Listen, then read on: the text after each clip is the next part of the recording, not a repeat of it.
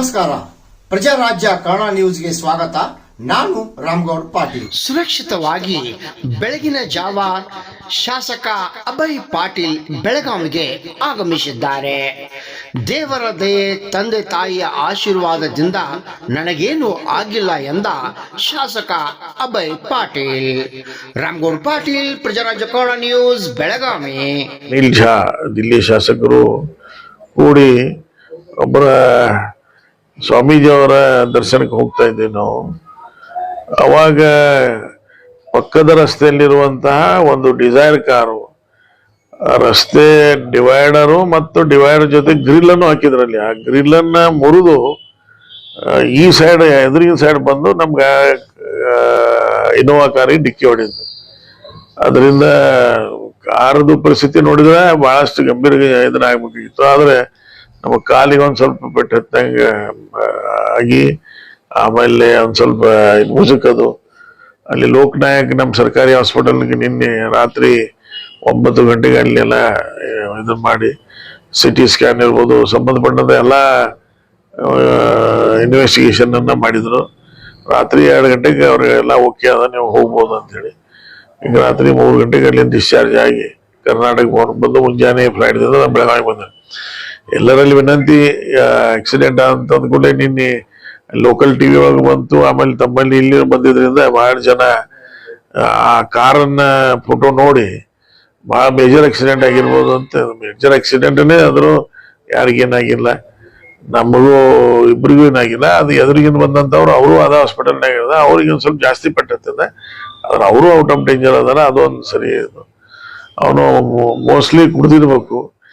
ಪೊಲೀಸರು ಹೇಳೋ ಪ್ರಕಾರ ಈ ಸ್ಥಳದಲ್ಲಿ ಈ ತರ ರೋಡ್ ಕ್ರಾಸ್ ಆಗಿ ಬರುವಂತ ಆಕ್ಸಿಡೆಂಟ್ ಆಗುವಂತ ಸ್ಥಳನ ಅಲ್ಲ. ಯಾಕಂದ್ರೆ ಅಷ್ಟು ಸ್ಪೀಡ್ ಹೊಡ್ಲಿಕ್ಕೆ ಇಲ್ಲಿ ಜನಬಿಡ ಪ್ರದೇಶ ಸಾಧ್ಯ ಇಲ್ಲ. ಅದಕ್ಕೆ ನಾವು ಪೂರ್ಣ CCTV ಚೆಕ್ ಮಾಡ್ತೀವಿ, ಇಟ್ ಸ್ಪೀಡ್ ಹೆಂಗೇನ್ ಬಂತಂತ ಹೇಳಿ. ಅದು ಪವಾಡನ, ಅದು ರೋಡ್ ಕ್ರಾಸ್ ಆಗಿ ಈ ಕಡೆ ಬರೋದನ್ನು ಪವಾಡನ, ಆಕ್ಸಿಡೆಂಟ್ ಆಗಿ ನೋಡಿದ್ರು ನಮಗೇನೋ ಆಗದೆ ಇರೋದು ಅದು ಒಂದು ಪವಾಡ.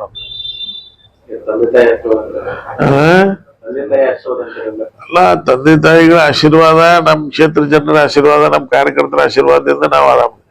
ಆಕ್ಸಿಡೆಂಟ್ ನೋಡಿದ್ರೆ ಕೈಕಾಲ್ರೆ ಅಟ್ಲೀಸ್ಟ್ ಅಂದ್ರೆ ಆ ತರ ಒಟ್ಟು ಏನಾದ್ರು ಆಗ್ಬೇಕಂತೇಳಿ. ಅವ್ರಿಗೂ ಏನಾಗಿಲ್ಲ, ನನಗೂ ಏನಾಗಿಲ್ಲ, ಎಲ್ಲ ನಾರ್ಮಲ್. ಎಲ್ಲ ಸ್ಕ್ಯಾನ್ ಮಾಡಿದ್ರು. ಆಮೇಲೆ ಇದು ಎಕ್ಸ್ರೇ, ಆಮೇಲೆ CT ಸ್ಕ್ಯಾನ್ ಅಂತ ಎಕ್ಸ್ರೇ ಜೊತೆಗೆ ಇದೇನು ಬ್ಲೀಡಿಂಗ್ ಆಗಿರ್ತದ ಏನಂತ ಸೋನೋಗ್ರಫಿ, ಅವೆಲ್ಲ ರಿಪೋರ್ಟ್ ಎಲ್ಲ ನಾರ್ಮಲ್. ಸೀಟ್ ಬೆಲ್ಟ್ ಹಾಕಿದಾನ ಉಳಿದಲ್ಲ, ಇಲ್ಲಾರ ಹೋಗಿ ಇನ್ನಂಟು ಇದನ್ನ ಹಾಕಿ ಬ್ಯಾಕ್ ಸೈಡ್ ಕುಂತಿದ್ದ ನಾವು. ಎಲ್ಲ ಏರ್ ಬ್ಯಾಗ್ ಓಪನ್ ಅದು, ಹಿಂದಿನ ಸೀಟ್ನಾಗಿಲ್ಲ, ಸೈಡ್ ಹಾಕಿದ್ದು. ಹಿಂದಿನ ಸೀಟ್ ಹಾಕಿಲ್ಲ, ಹಿಂದ್ ಕುಂತಿದ್ವಿ. ಇಬ್ರು ಹಿಂದ್ ಕುಂತ್ ಮಾತಾಡ್ಕೊ ಕುಂತಿದ್ವಿ ನಾವು ಇಬ್ರಲ್ಲ. ನಾನು ಡ್ರೈವರ್ ಅವ್ರಿಗೂ ಏನಿಲ್ಲ, ಇದೇ ತರ ಮುಕ್ಕಮಾರ್.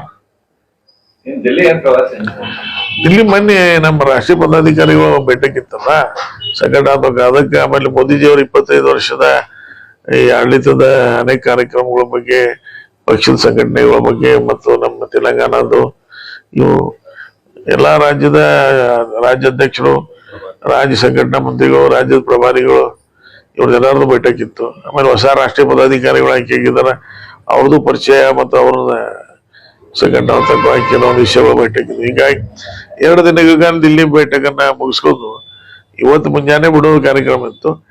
ನಾನು ಯಾವಾಗೂ ದಿಲ್ಲಿಗೆ ಹೋದಾಗ ಆದೇಶ್ ಗುಪ್ತಾ ಅಂತ ಹೇಳಿ ನಮ್ಮ ಹಿಂದಿನ ದಿಲ್ಲಿ ಮೇಯರ್ ಅದಾರ, ಮತ್ತು ನಮ್ಮ ದಿಲ್ಲಿ BJP ಅಧ್ಯಕ್ಷರು, ಅವರು, ಅನಿಲ್ ಝಾ, ನಾವೆಲ್ಲ ಕೂಡಿರ್ತೀವಿ ಬಹುತೇಕ ಸಮಯನಾಗ. ನಿನ್ನೆ ಆದೇಶ್ ಗುಪ್ತಾ ಅವರು ಒಂದು 5 ಕುಟುಂಬ ಕಾರ್ಯಕ್ರಮ ಇದ್ದಿಲ್ಲ, ಅವರು ದೇವರ ದರ್ಶನಕ್ಕೆ ಬರೋರು. ನಾವು 100 ಜನ ಬಂದರ್ಸ್ತಾರೆ, ಇನ್ನೂ ಜಾಸ್ತಿ ಜನಕ್ಕೆ ಏನ್ ನಾನು ಅದೇ ಯಾರು ಬರುವ ಅವಶ್ಯಕತೆ ಇಲ್ಲ. ಯಾಕಂದ್ರೆ ಅವರು ನಿನ್ನ ರಾತ್ರಿಯಿಂದ ಮೊಬೈಲ್ ಬಂದದ, ಈಗ ಮುಂಜಾನೆ ನೋಡ್ರೆ ಮೆಸೇಜ್ಗಳು. ಯಾಕಂದ್ರೆ ಅವರು ಒಂದು ಕಳಕಳಿ, ಅದಕ್ಕೆ ಯಾರು ಕಾಳಜಿ ಮಾಡಬೇಡ್ರಿ, ಏನೂ ಆಗಿಲ್ಲ. ಆಕ್ಸಿಡೆಂಟ್ ಆಗಿದ್ದು ನೋಡಿದ್ರೆ ನಿಮಗೆ ಅನಿಸ್ಬೋದು ಅನೇಕ ವಿಚಾರಗಳು, ಆದ್ರೆ ಆ ತರ ಏನಿಲ್ಲ. ನಿಮ್ಮ ಆಶೀರ್ವಾದದಿಂದ, ದೇವರ ಆಶೀರ್ವಾದದಿಂದ, ತಂದೆ ತಾಯಿ ಆಶೀರ್ವಾದ ನಾವು ಆರಾಮದಿವಿ. ಅವ್ರು ರೆಸ್ಟ್ ಹೇಳಿದಾರ ಒಂದ್ ದಿವ್ಸ, ನಾವೇನ್ ರೆಸ್ಟ್ ಮಾಡಿ ಮತ್ತೆ ಕಾರ್ಯಕ್ರಮ